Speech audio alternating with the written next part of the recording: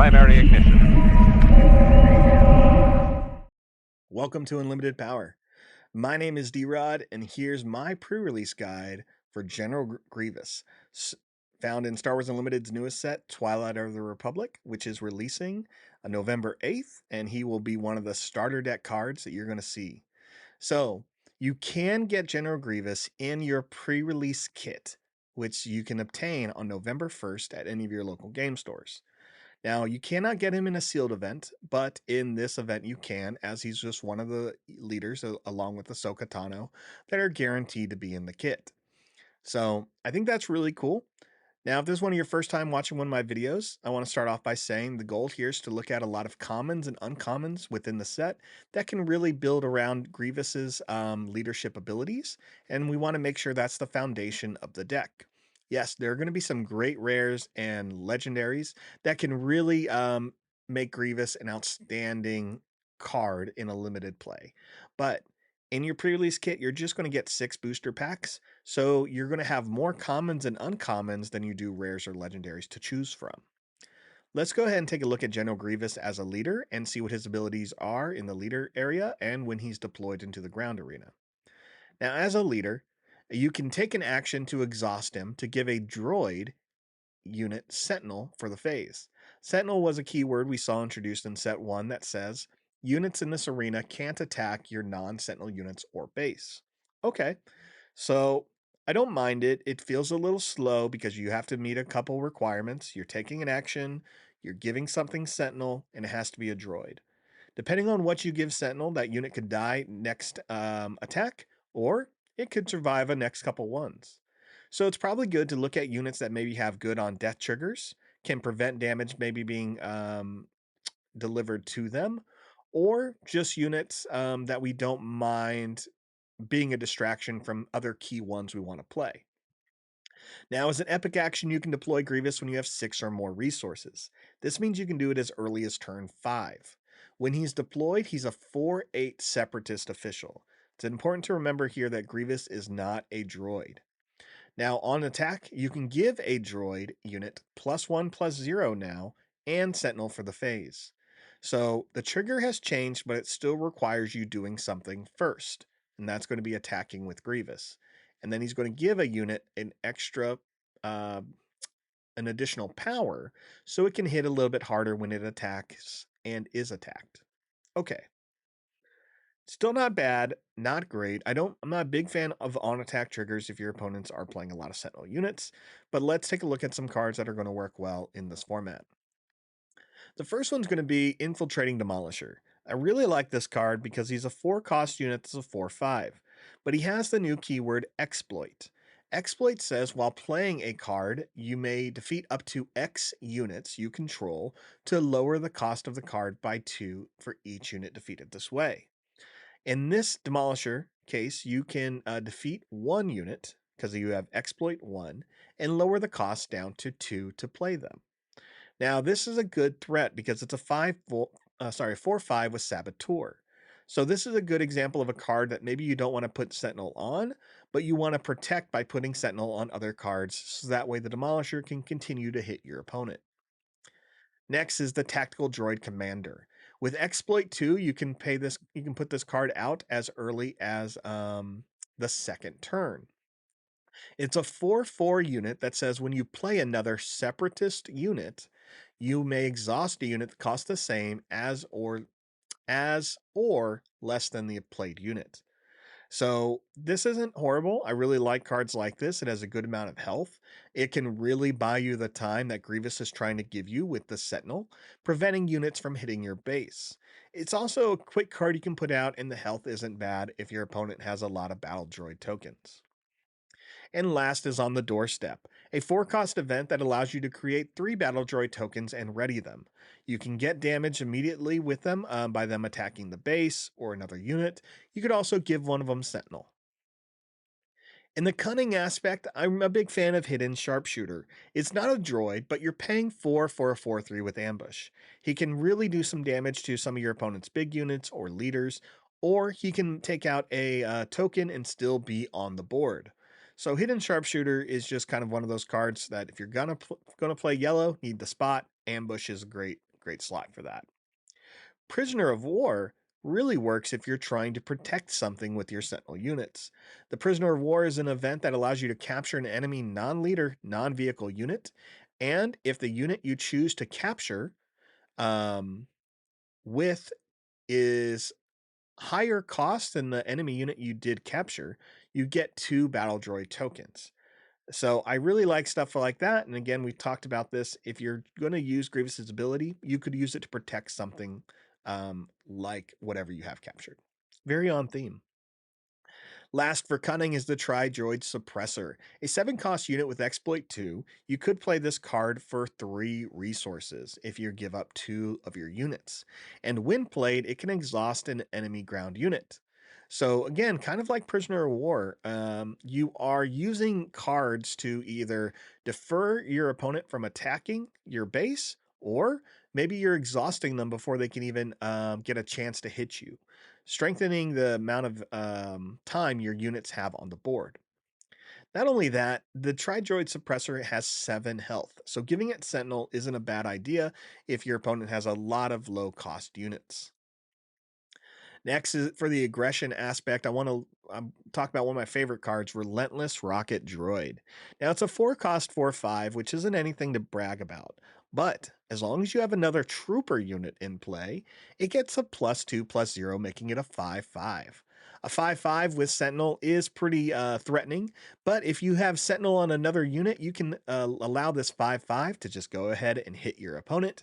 And in a game where most bases are 30 health, it does not take long for your opponent to feel that pressure or defeat. Looking at another 5 power unit, it's the B1 attack platform. Keep Sentinel on other units in play and let the attack platform do its job and attack. So with 2 health, it is a little bit of an easy kill, but as long as you can get one hit in, it was worth paying those 3 resources. Next is Grenade Strike. If you're having trouble keeping your Sentinel units alive, Aggression has a lot of cards like Grenade Strike that can deal damage to your opponent's units and remove them from the board. In the command aspect, let's take a look at Clone Commander Cody. One of my favorite green uncommons in the set, it's a 5-cost 4/4 that has Overwhelm. Overwhelm says while attacking an enemy unit, deal excess damage to the opponent's base. So if your opponent only has 1 health and you attack with Cody, you're going to deal 3 damage to your opponent's base. Now, it does have the new mechanic, Coordinate. With Coordinate, it says you gain whatever the ability listed after Coordinate is, as long as you control 3 or more units. In this case, Clone Commander Cody will give your other units +1/+1 and the Overwhelm stat. So really good here for strengthening your Sentinel units, as well as making more of your units a bigger threat when they swing.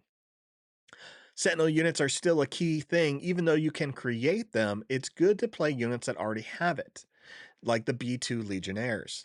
The B2 Legionnaires are a 5-cost 5/4 unit with Sentinel and Overwhelm. I like them. They're droids. You don't have to give them anything if you don't want to, but they're a great stat line and they are in the common slot.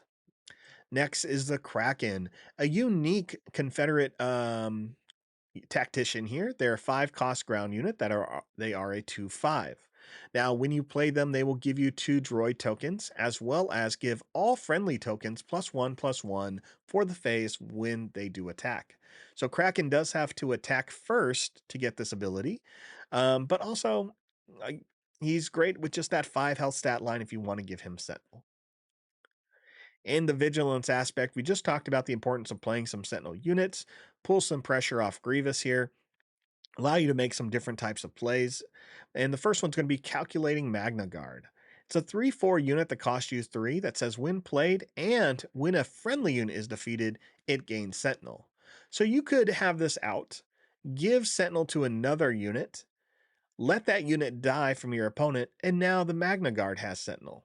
I really like cards like this one because it keeps your opponent kind of locked out a little bit from hitting your base. It gets annoying, it can just be a big threat, and as long as you keep choosing other units with Sentinel, the Magna Guard is just your backup. Droideka Security has Sentinel and Exploit 2. So for 6 cost, you could have a 4/5, or you could pay 2 and have a 4/5.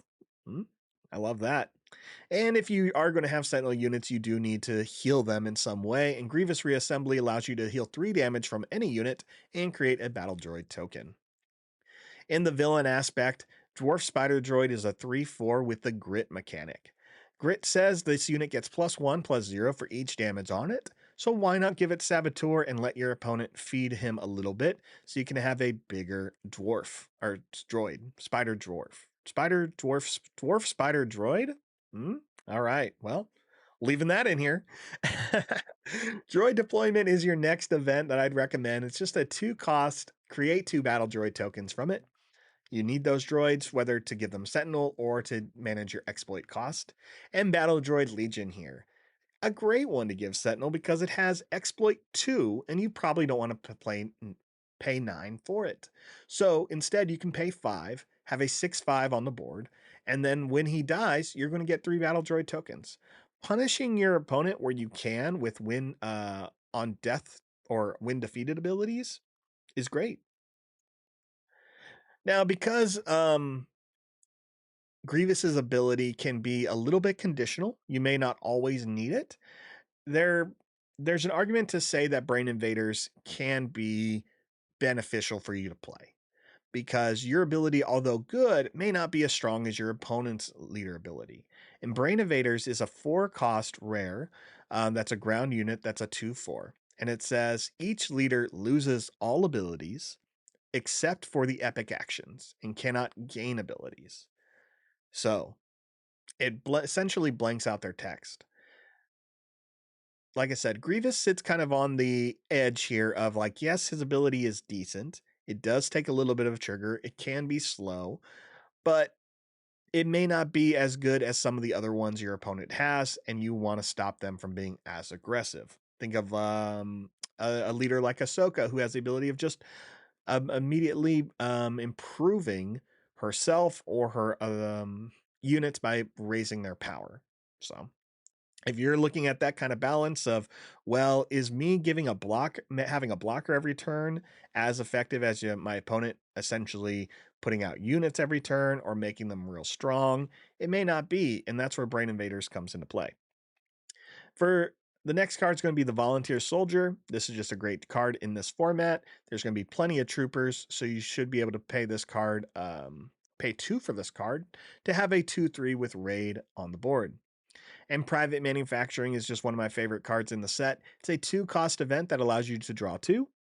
And if you control no token units, which is difficult in this format, you can put 2 cards from you will put 2 cards from your hand on the bottom of your deck in any order.